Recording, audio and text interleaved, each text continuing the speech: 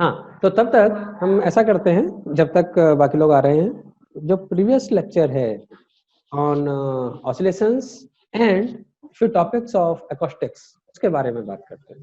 ठीक, ऑसिलेशंस में किसी को कोई प्रॉब्लम तो नहीं? ऑसिलेशंस में हमने एसएचएम के बारे में पढ़ा था और एसएचएम के लिए डिफरेंशियल इक्वेशंस फाइंड की थी and the solution of that, and then the damped harmonic oscillation के बारे में पढ़ा था, the differential equation was derived and the solutions. There were 3 solutions, or there were 3 cases of damped harmonic oscillations. There were critical damping and over damping, and third was what? Third क्या थी? Under damping. Yes, under damping sir, under damping और light damping. ठीक, और इन तीनों cases के बारे में हमने पढ़ा था और हमें ये भी मालूम पड़ा था कि किस ये सिनेरियो कौन सा होगा जिसमें इन तीनों में से कोई एक अप्लाई हो किसी एक सिचुएशन पर। ठीक, उसके बाद हमने यही सेम सब कुछ इलेक्ट्रिकल सर्किट्स में भी पढ़ा था। एलसी सर्किट में एसएचएम होते हैं and in LCR circuits are the examples of damped electrical circuits, okay, damped oscillations. And then we have gone through the magnetic damping या electromagnetic damping. That was the one example. कौन सा example था electromagnetic damping का? Eddy current sir, eddy current. ठीक, eddy currents की कुछ applications भी थी, उनके बारे में पढ़ा था और तब फिर फोर्स्ड ऑसिलेशंस के बारे में पढ़ा और उनका रेजोनेंस के बारे में पढ़ा। ठीक, और एक एग्जांपल देखा था कि रेजोनेंस कितने इंपॉर्टेंट है, रेजोनेंस के बारे में मालूम होना। ठीक, और या फिर डैम्पिंग कितनी इंपॉर्टेंट है इंजीनियरिंग में। ओके, तो ऑसिलेशंस के बाद हम लोग ने मूव किया था हम लोगों ने एकॉस्टिक्स पर, और एकॉस्टिक्स के बारे में पढ़ा था कि एकॉस्टिक्स में हम डिजाइनिंग ऑफ बिल्डिंग्स के बारे में पढ़ेंगे, ये बात की थी। ठीक, और एकॉस्टिक्स में केवल उस वाइब्रेशन को साउंड बोला था जिसे हम सुन सकते हैं, और इसमें हमने एक रिवर्बरेशन के बारे में मालूम किया। रिवर्बरेशन और इको में कोई डिफरेंस था, वो भी हमने देखा कि क्या डिफरेंस है। एंड देन रिवर्बरेशन टाइम कैसे मालूम किया जाए फॉर ए गिवन रूम जिसके पर्टिकुलर्स हमें पता है, length breadth and height, surface area और डिफरेंट मटेरियल्स, कौन कौन से मटेरियल्स लगे हुए हैं उनके बारे में अगर हमें इंफॉर्मेशन हो तो हम रिवर्बरेशन टाइम को कैसे फाइंड कर सकते हैं। There were 2 laws, one was Sabine's law, ठीक, और Sabine's formula, and another was the Eyring formula, और दोनों के लिए कुछ कंडीशंस थी कि सेवेंस फार्मूला कब लगाया जा सकता है। सेवेंस फार्मूला के लिए एक लिमिट थी, लिमिट ऑन एब्जॉर्प्शन कोएफिशिएंट। क्या थी लिमिट वो? 0.2। यस, अगर absorption coefficient is less than 0.2 then we can apply easily और effectively the Sabine's formula, and if absorption coefficient is greater than or equal to 0.2 then we will have to apply the Eyring formula। ठीक, और Eyring formula में reflection coefficient का use किया जाता है, 1 minus alpha is the reflection coefficient. ठीक, and then we came to the meaning of absorption coefficient. ठीक, and then we have the methods of measuring absorption coefficient. There were 2 methods, one is reversion chamber method and another is stationary wave method। ठीक, reversion chamber method में there were 3 different methods, उन तीनों को reversion chamber method बोला। वो ऐसा इसलिए क्योंकि हम डायरेक्टली किसी रूम के बारे में बात करते हैं। The first method was the open window method, और इस ओपन विंडो मेथड में हमने क्या किया था, एक ऐसा रूम लिया था जिसमें बहुत सारी ओपन विंडोज हों। सबसे पहले हम किसी मटेरियल, किसी रूम में जाकर उस मटेरियल को पुट करते हैं और रिवर्सन टाइम को मेजर कर लेते हैं by any instrument, and then उसमें से जो मटेरियल था जिसका एब्जॉर्प्शन कोएफिशिएंट फाइंड करना था उसे बाहर कर देते हैं और विंडोज को ओपन करना स्टार्ट करते हैं और एडजस्ट करते हैं ओपन विंडो के एरिया को जिससे कि रिवर्बरेशन टाइम सेम हो जाए। And then we take the ratio of 2 areas of the material and area of the open window. That ratio is the absorption coefficient of the given material। ये बात थी। Second में हमने क्या किया था कि हमने विंडो तो ओपन नहीं की, लेकिन सबसे पहले हमने मटेरियल को बाहर कर दिया एम्प्टी रूम के लिए, रिवर्सन टाइम मेजर कर लिया, सपोज वो T1 है, और फिर वो मटेरियल पुट कर दिया उस रूम में और फिर दोबारा से रिवर्सन टाइम मेजर किया, सपोज वो T2 था, और उस मटेरियल जिसके बारे में हम बात कर रहे हैं उसका सरफेस एरिया अगर SM है, then alpha is given by this formula. We can derive also. ठीक है, this was the formula based है. थर्ड जो रिवर्सन चैम्बर मेथड था, that was using two different sources of sound. Suppose पहले वाला source है उसका मैक्सिमम इंटेंसिटी IM है, दूसरे वाले की मैक्सिमम इंटेंसिटी IM डैश है. तो किसी थ्रेशोल्ड इंटेंसिटी तक पहुंचने के लिए जब हम उन सोर्सेज को बंद कर देते हैं, तब फर्स्ट सोर्स को अगर बंद किया है तो कितना टाइम लगता है उसे मेजर किया, सेकंड वाले के लिए भी सेम टाइम मेजर किया, सपोज वो T1 और T2 है, then we can put the values in this formula in third method of reverberation chamber method. ठीक, and then we came to the stationary wave method. और stationary wave method में हम एक setup का use करते हैं, एक सेटअप की रिक्वायरमेंट है. ठीक, और उस सेटअप में सेटअप को कुछ ऐसा था कि एक हमने साउंड प्रूफ एनवायरनमेंट में रखा था, sound proof environment and vibration less environment. Vibration less करने के लिए उसे उसका जो बॉटम था उसे हमने डिजाइन किया था स्पेशली, और साउंड प्रूफ करने के लिए हमने कुछ वाल्स रखी थी जिनमें से साउंड ट्रांसमिट नहीं हो पाती.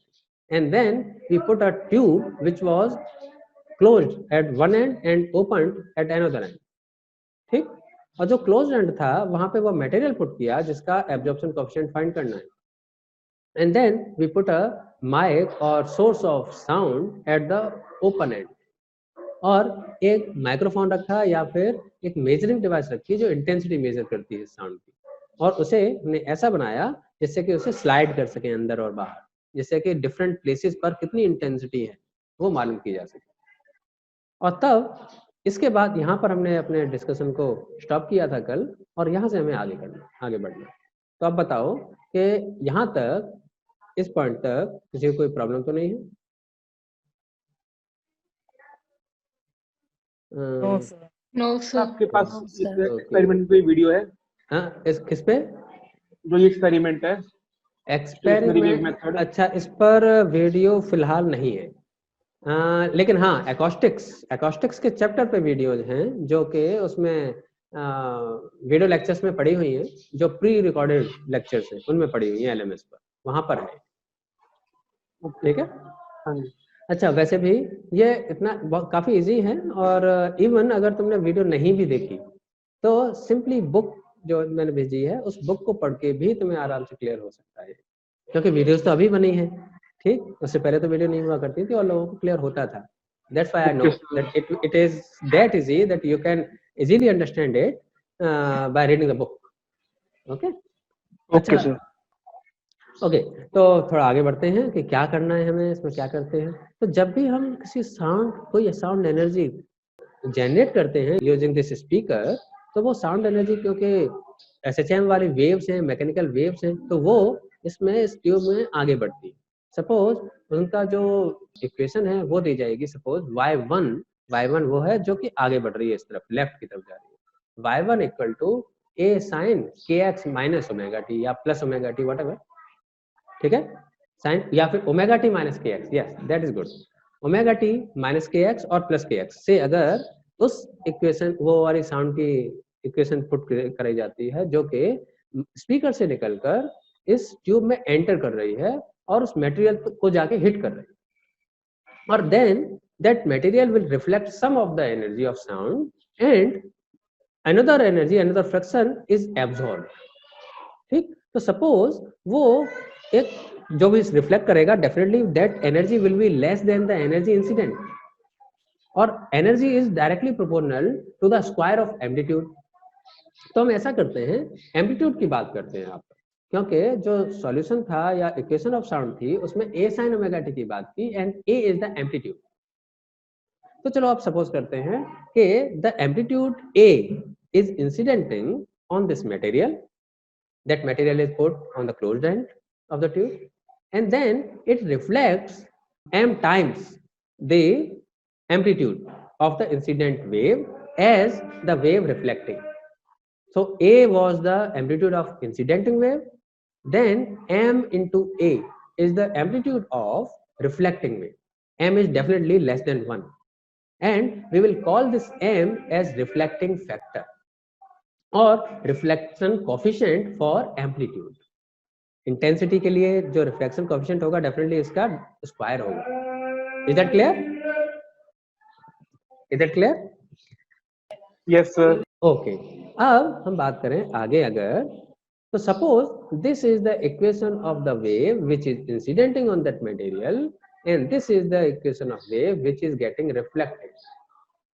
ठीक, ओमेगा दोनों का सेम होना चाहिए क्योंकि साउंड तो सेम है, फ्रीक्वेंसी इज द सेम, और लैम्डा भी सेम होना चाहिए, इसलिए के भी सेम है. K is given by 2 pi by lambda. K is known as wave propagation factor.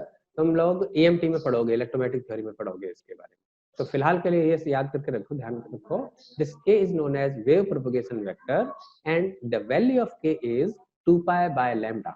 Lambda is the wavelength of the wave and this m is coefficient of reflection for amplitude. The initial amplitude of the wave was a and the reflected amplitude is m into a. ठीक, लेकिन problem है जैसे ही दो wave जिनकी frequency और wavelength दोनों same है, वो दोनों अपोजिट डायरेक्शन से आकर एक दूसरे से इंटरफेयर करती हैं तो एक स्टेशनरी वेव बनती है. ठीक, और स्टेशनरी वेव बनाने के लिए हम क्या करते हैं, दोनों के डिस्प्लेसमेंट्स को ऐड कर देते हैं. So resultant displacement at any given time and place x is given by y1 plus y2, और दोनों को ऐड करना पड़ेगा सिंपली.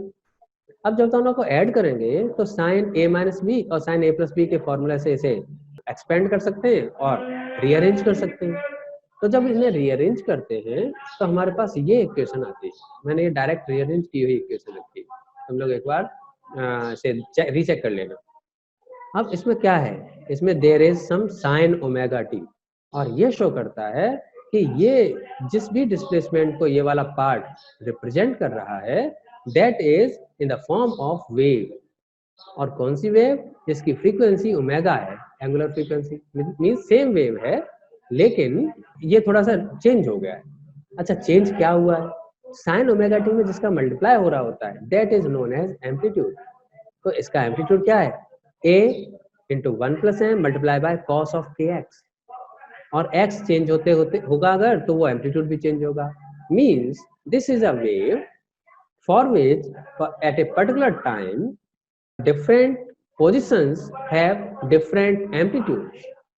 और ये किसकी प्रॉपर्टी है ऐसी कि वेव का एम्पलीट्यूड अलग अलग जगह पर अलग अलग हो और वो टाइम के साथ चेंज ना हो रहा हो, क्योंकि एम्पलीट्यूड तो a1 plus m into cos K X है. मीन्स हमेशा सेम एम्पलीट्यूड लेकिन different amplitude. This type of wave is known as stationary wave. ठीक है, am I right? Yes sir. Okay. So Yes, this sir. is a stationary wave जिसका amplitude है cos of kx multiply by a1 plus m. तो अच्छा, इसका maximum amplitude क्या होगा, क्योंकि x तो चेंज हो रहा है, मतलब cos kx की वैल्यू चेंज हो रही होगी, तो cos kx की मैक्सिमम वैल्यू तो 1 होती है. So this wave, this stationary wave has the maximum amplitude equal to a times 1 plus m. और ठीक ऐसी ही बात यहाँ पर भी होगी. ये दूसरी स्टेशनरी वेव है, इसका एम्पलीट्यूड होगा sign of K x multiply by a1 minus m. तो मैक्सिमम कितना होगा? a1 minus m. तो अब जरा ये सोच के बताओ, इन दोनों वेव्स में से ज्यादा एम्पलीट्यूड किसका है, फर्स्ट वाले का या सेकंड वाले का?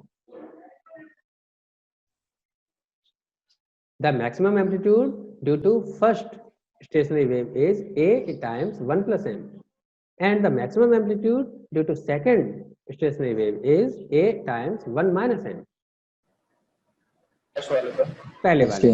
तो अब देखो होता क्या है, ये दोनों वेव्स, दो तरह की स्टेशनरी वेव वहां पर प्रोड्यूस होती हैं. तो और अगर इस टाइम पर ये जो स्पीकर है, वो जो माइक्रोफोन है या फिर इंटेंसिटी मेजरिंग डिवाइस है, इसे अगर हम यहाँ से मूव करते जाएं अंदर की तरफ तो हमें ऐसा दिखता है कि किसी एक टाइम पर मैक्सिमम इंटेंसिटी मिली और दूसरे पोजीशन पर मिनिमम इंटेंसिटी मिली, जो कि जीरो नहीं है. जीरो क्यों नहीं है? क्योंकि ये भी तो मिनिमम है.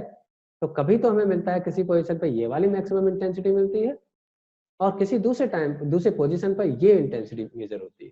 तो अगर केवल इन दोनों इंटेंसिटीज की वैल्यू मेजर कर ली जाए तो this is suppose a1 this is suppose A2, then we can find a formula for M.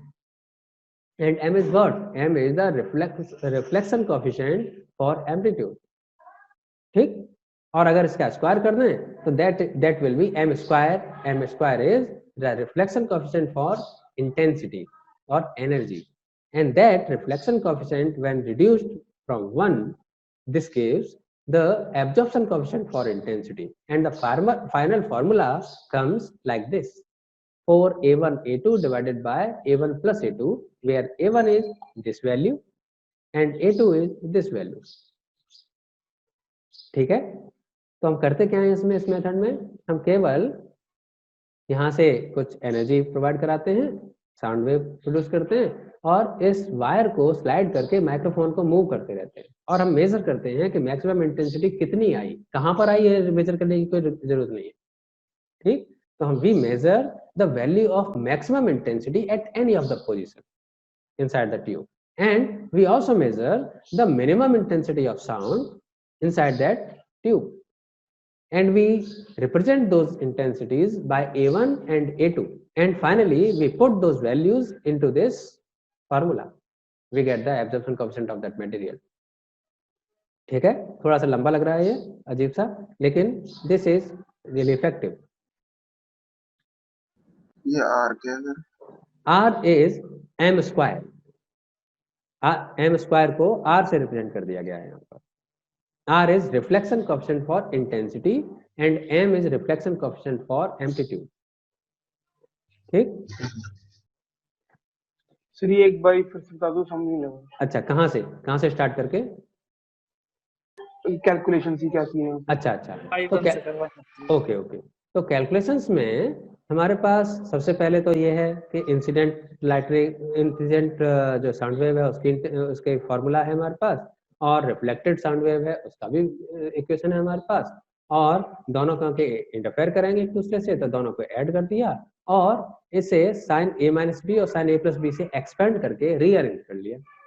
Rearrange करने पर हमारे पास ये दो टर्म्स आते हैं रीअरेंजमेंट पे, जिसमें से ये दोनों ही डिफरेंट स्टेशनरी वेव को रिप्रेजेंट करते हैं. इसमें से पहली वाली जो स्टेशनरी वेव है उसका amplitude, maximum amplitude a into 1 plus m है, और दूसरी वाली जो स्टेशनरी वेव है उसका maximum amplitude a into 1 minus m है. ठीक, तो ये दो तरह की मैक्सिमम, वो दो तरह की स्टेशनरी वेव बनती है. ठीक, इनमें से सेकंड टाइप की जो स्टेशनरी वेव है उसका मैक्सिमम एम्पलीट्यूड पहली वाली स्टेशनरी वेव के मैक्सिमम एम्पलीट्यूड से कम है, तो इसका मतलब हमें दो तरह की मैक्सिमम इंटेंसिटीज मिलती है. तो जब हम मूव करते हैं तो ऐसा लगता है इंटेंसिटी बढ़ रही है, और वो कहाँ बढ़ती है, वो ज्यादा ऊपर तक बढ़ती है. सपोज वो A1 तक इंक्रीज हुई, नेक्स्ट टाइम और आगे बढ़ते हैं, फिर भी इंटेंसिटी और इंक्रीज होती है डिक्रीज होने के बाद, और वो A2 तक इंक्रीज होती है बस. अगली बार फिर A1 तक इंक्रीज होती है, अगली बार फिर A2 तक इंक्रीज होती है. सो A1 is this value, A2 is this value. ठीक, और A1 और A2 हमारे पास अगर दोनों हैं तो दोनों का रेशो लेकर ये M की वैल्यू फाइंड कर सकते हैं, और इस M का स्क्वायर कर देंगे तो R आ जाएगा, और R को जब 1 में से माइनस करेंगे तो हमारे पास अल्फा आ जाएगा. तो final formula comes out to be 4A1 A2 upon A1 plus A2 whole square. ठीक, is that clear? Yes sir. अच्छा, कोई और कुछ और पूछना हो किसी को? सर A1 और A2 का रेशियो लेके M की वैल्यू आएगी. हाँ, चलो मैं करके दिखाता हूँ इसे, हमारे पास टाइम है थोड़ा सा, मैं इसे सॉल्व करके दिखाता हूँ एक बार. यस. और मैं सबसे पहले इस सब को यहाँ से हटा देता हूँ.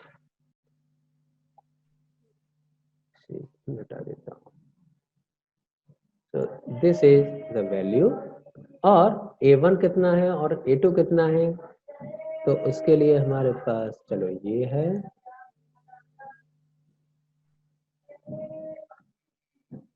Yes, A1 is equal to this thing.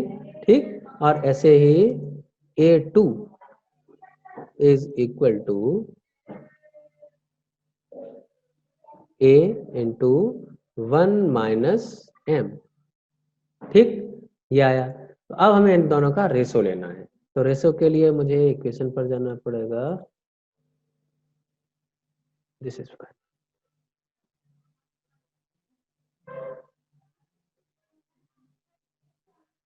Okay, this is A1 divided by A2, and this is equal to what?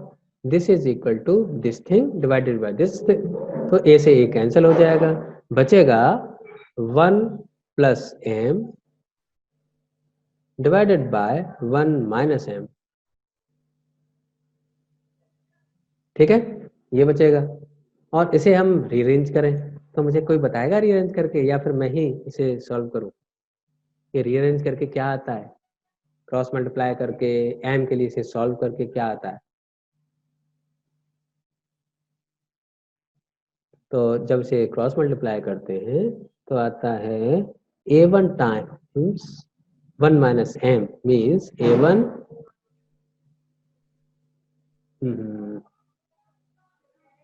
minus A1 minus A2 upon A. yes, a1 minus a1 times m.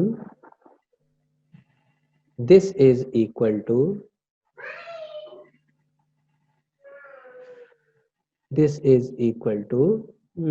a2 times sir M आ रहा है A1 minus A2 upon A1. अरे वाह, solve कर लिया, बहुत अच्छे। तो क्योंकि मुझे काफी देर लग रही थी इसमें लिखने में, यस, तो ये आया और m के लिए सॉल्व किया तो a1 minus a2 divided by a1 plus a2 is m, ऐसे ही आया ना? तो यहाँ लिखता हूँ इसे, Yes. Okay, m equal to a1 plus a1 minus a2, yes, a1 minus a2, a2, and then divided by a1 plus a2. ठीक, अब m की वैल्यू आ गई, अरे ये क्या कर दिया, a1 plus, okay, a1 plus a2. अब r क्या है? This is m is reflection coefficient for amplitude, और अगर हमें reflection coefficient for intensity find करना हो और एनर्जी फाइंड करना हो, that is r, and r is equal to r square, तो वो m स्क्वायर, ठीक है? तो वो क्या हो जाएगा, इस पूरे का square, this no no no no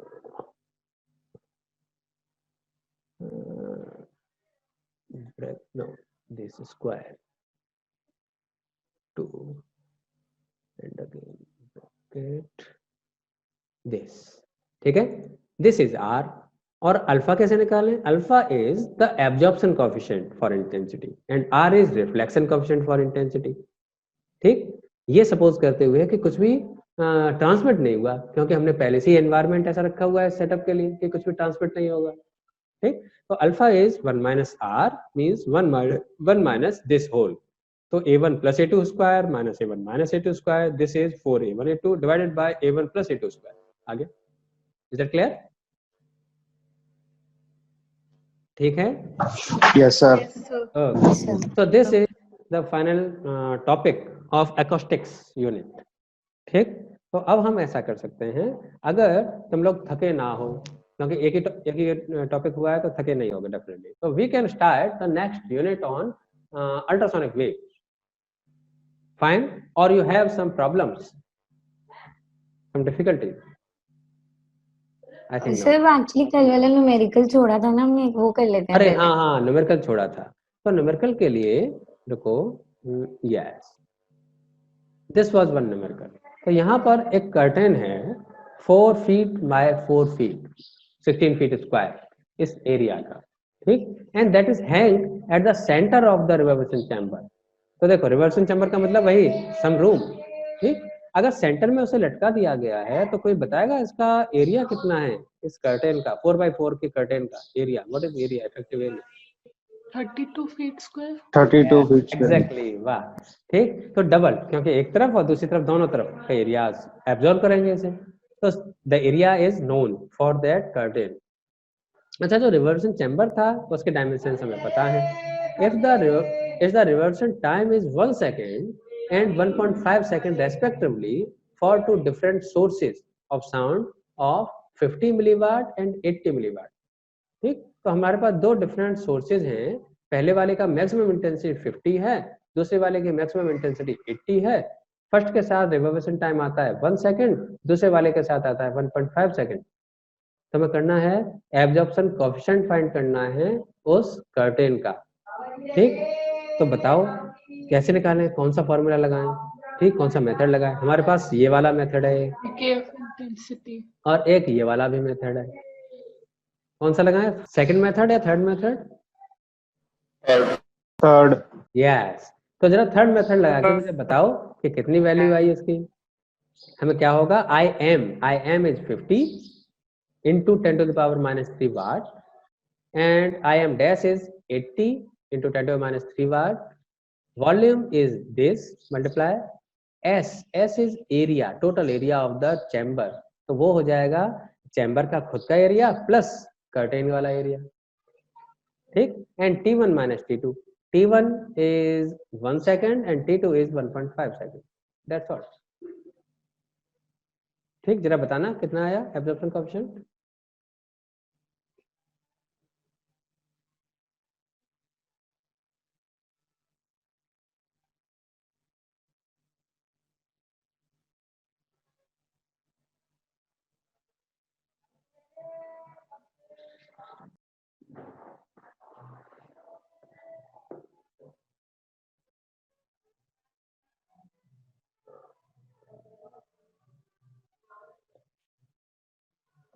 हुआ सॉल्व?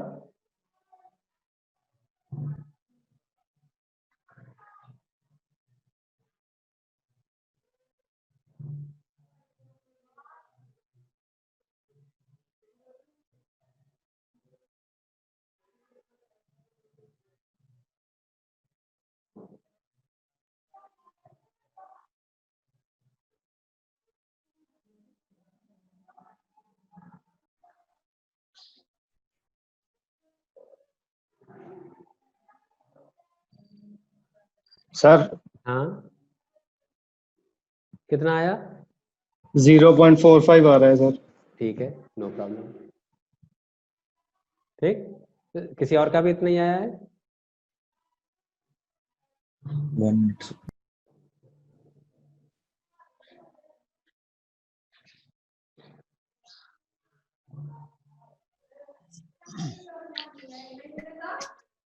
Sir, 0.0. 0.0 1.0. 1.0 नहीं 0 1 से सर 0.126. 0.126. तो दोनों में से किसी ने गलती की है. किसने गलती की, एक बार दोनों लोग चेक करो. और कोई बताओ. अपर्णा 0 पॉइंट, मैं सुन नहीं पाया. Sir, 0.126. 0.126. ये 3, Yes sir. ये तीन वैल्यूज आ गई. कोई और बताओ. ईश. Yes sir. सर मेरी वैल्यू भी 0.12634 आ रही है. ओ 1 2 3. हाँ, इसके वोट बढ़ते जा रहे हैं. ठीक, साहिल Yes sir. कितना आया साहिल? कर रहा हूँ. अच्छा. उत्कर्ष 0.12. अरे वाह, तो 0.12 वाले सही लग रहे हैं मुझे. मैं सॉल्व करके नहीं देख रहा इस समय. ठीक, तो मुझे लगता है 0.12 वाले ठीक हैं. चलो ठीक है. दृष्टि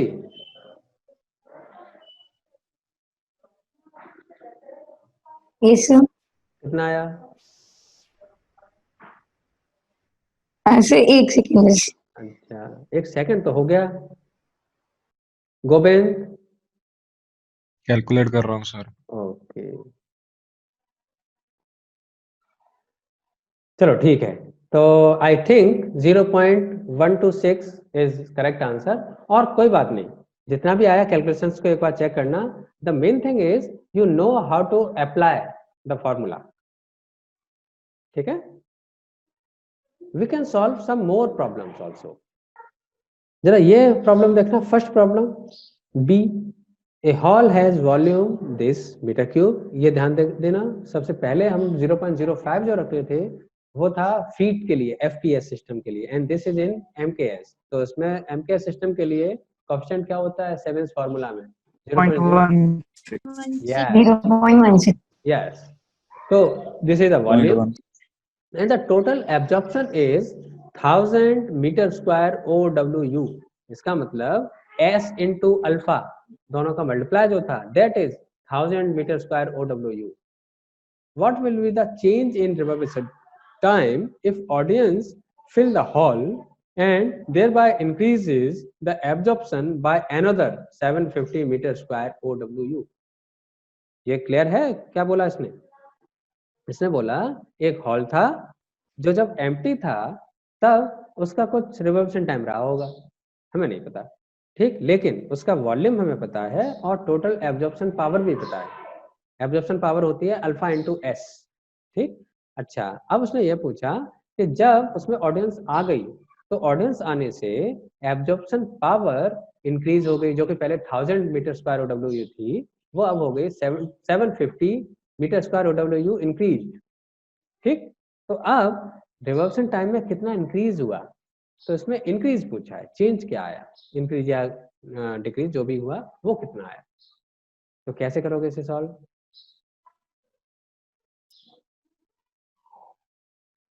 कोई आइडिया किसी को? Gurjeet,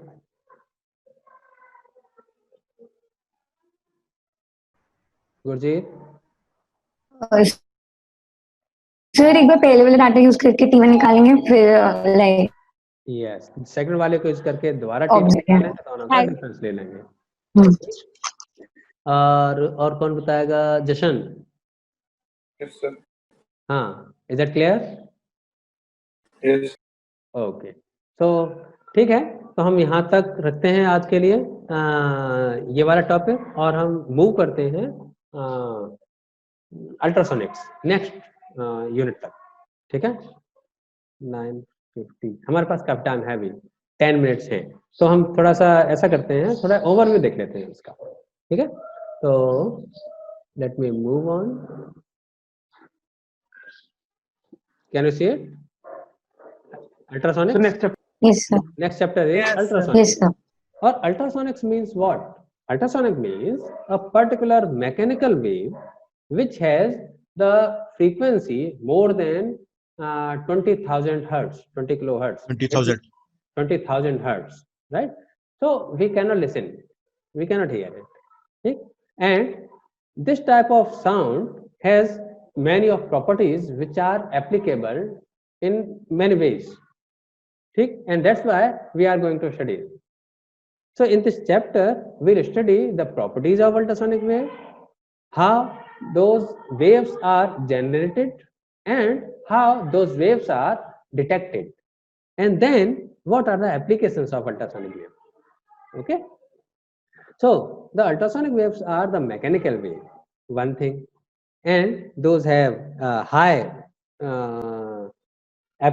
frequency more than the audible frequency for the human, ठीक। ऐसे ही अगर फ्रीक्वेंसी कम होती ऑडिबल फ्रीक्वेंसी से, then the sound is known as infrasonic sound, ठीक, और इंफ्रासाउंड, ठीक है। अर्थक्वेक्स उनके एक एग्जांपल्स हो सकते हैं, ठीक। And there are few animals which can hear the ultrasonic waves also, ठीक। ह्यूमन के लिए तो ये है इसका जो रेंज है, कैट्स के लिए ये है, ठीक, means cats can listen the ultrasonic waves, ठीक। ऐसी डॉग्स 46,000 हर्ट्ज, 46,000 हर्ट्ज, वो और ज्यादा आगे की अल्ट्रासोनिक वेव को सुन सकते हैं। और इसीलिए कभी कभी ये कहते हैं कुत्ते घर में बैठे हुए हैं और अचानक खड़े हो गए क्योंकि उन्हें अल्ट्रासोनिक वेव सुनाई दी है। तो ये भी बोला जाता है, लोग जनरली बोलते हैं कुत्तों को और बिल्लियों को भूत दिखाई देते हैं, भूतों की आवाज सुनते हैं राइट। तो और इन्हें इसी तरह इसीलिए इन्हें स्पेशल माना जाता है, हॉर्सेस को, डॉग्स को, कैट्स को, and few other animals also can listen the high frequency range of mechanical wave sound, ठीक। अच्छा, then there are few properties, special properties, that the ultrasonic waves have a high energy inside them. ठीक, high energy है, और इसका मतलब उनका use ऐसी जगह पे किया जा सकता है जहाँ पे हमें हाई एनर्जी की रिक्वायरमेंट है। ठीक, अच्छा, साउंड वेव की तरह से वो रिफ्लेक्ट भी होती हैं क्योंकि मैकेनिकल वेव है। Those can B absorbed also, those can be reflected also. ठीक, लेकिन क्योंकि उनकी फ्रीक्वेंसी बहुत ज्यादा है, those have a negligible diffraction, diffraction उनका बहुत कम होता है। साउंड वेव का डिफ्रैक्शन हो सकता है, लाइट का भी डिफ्रैक्शन होता है, लेकिन इनका डिफ्रैक्शन बहुत कम होता है। ठीक, नेग्लिजिबल डिफ्रैक्शन।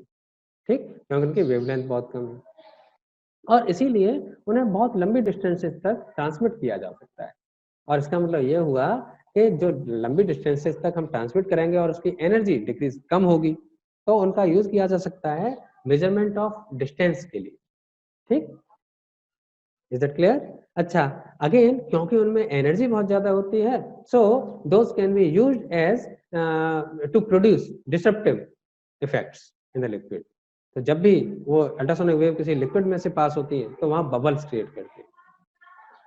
ठीक, अच्छा, तो these are few properties, and depending upon those properties we will use them in our different applications.